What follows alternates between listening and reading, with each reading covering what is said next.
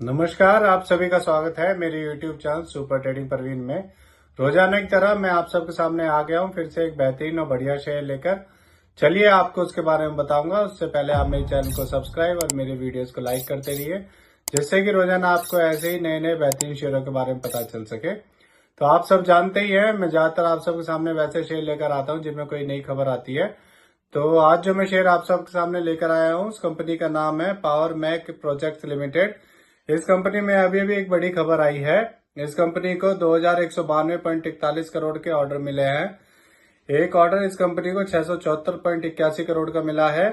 इस ऑर्डर में इसमें ये company coal fired power plants का ऑपरेशन एंड मेंटेनेंस का काम करेगी। और दूसरा ऑर्डर इस कंपनी को 1517.60 करोड़ का मिला है, और इस ऑर्डर में ये कंपनी रिवर में माइनिंग का काम करेगी। इस ऑर्डर के बाद इसकी ऑर्डर बुक बढ़कर 55,700 करोड़ की हो गई है। तो आप देख ही रहे हैं कि इसको इस साल में कितने सारे ऑर्डर्स मिल चुके हैं।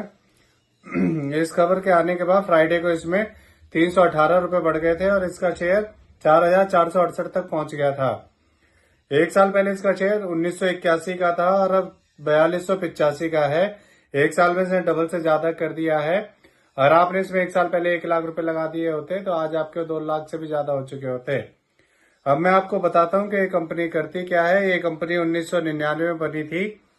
ये एक इंजीनियरिंग एंड कंस्ट्रक्शन कंपनी है। ये company erection, testing and commissioning of boilers, turbines and generators and balance of plants, civil works and operation and maintenance के काम करती है। ये company ultra mega power project, super critical thermal power projects and sub critical power projects को बनाने का काम करती है। ये तो मैंने इसके काम के बारे में बताया, इसके पॉजिटिव पॉइंट्स बताया। अब मैं आपको इसके नेगेटिव पॉइंट्स बताता हूँ कि इसके नेगेटिव पॉइंट कौन से हैं जिनसे इसके शेयर के ऊपर असर पड़ता है। इस कंपनी में लास्ट क्वार्टर में प्रमोटर्स ने 3.72% अपनी होल्डिंग कम की है। ये इसका एक पहला नेगेटिव पॉइंट है। दूसरा इसका नेगेटिव पॉइंट यह है कि इस कंपनी ने पिछले 3 सालों में 9.87% की रिटर्न ऑफ इक्विटी दी है, जो कि बहुत कम है। इसके 2 सबसे बड़े नेगेटिव पॉइंट्स हैं जिससे इसके शेयर पर असर पड़ता है। चलिए आपको इसके फंडामेंटल्स के बारे में बता देता हूँ। इसका market cap 6,780 crore, P ratio 29.73, ROE 16.67% और डेप्ट टू इक्विटी 0.34 है।